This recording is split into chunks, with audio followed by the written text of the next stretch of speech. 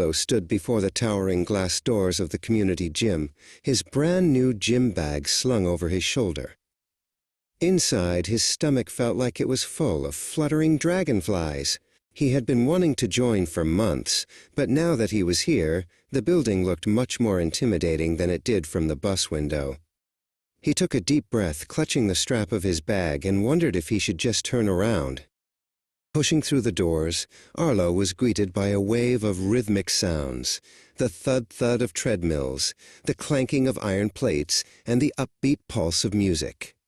To his left, a seasoned athlete was lifting a massive barbell with a look of pure focus. Arlo felt very small in his oversized t-shirt, suddenly worried that everyone would notice he didn't know what he was doing. "First day?" a bright voice called out. Arlo turned to see a woman in a sleek tracksuit approaching him. She held a clipboard and wore a whistle around her neck, but her expression was warm and welcoming. "I'm Elena," she said, extending a hand. "I'm the lead trainer here. Don't worry, the first 10 minutes are always the scariest." Elena walked Arlo through the different zones of the gym. She showed him where the mats were for stretching and where the silver machines gleamed under the bright lights. She explained that every person in the room, even the strongest ones, had a day one story just like his. Arlo listened carefully, feeling the dragonflies in his stomach start to settle down. Their first stop was the cardio deck. Elena helped Arlo set up a treadmill, showing him how to clip on the safety key and start the belt at a slow walk.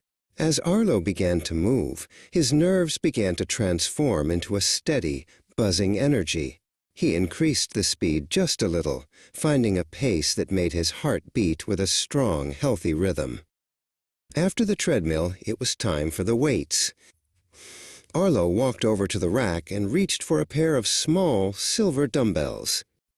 They were heavier than they looked, and as he held them, he felt a momentary flash of doubt. He looked at his reflection in the mirror, feeling awkward and unsure of how to start. Elena appeared by his side, gently adjusting the position of his shoulders. "Keep your back straight and your movement slow," she coached. "It's not about how much you lift, Arlo. It's about how well you lift it." With her guidance, the heavy feeling in the weights seemed to turn into a challenge he was ready to meet. Arlo moved through his first circuit of exercises. His muscles began to ache in a way that felt like progress. With every repetition, he felt a little more in control. He stopped worrying about who was watching and focused entirely on the feeling of his own strength growing, 1 inch at a time.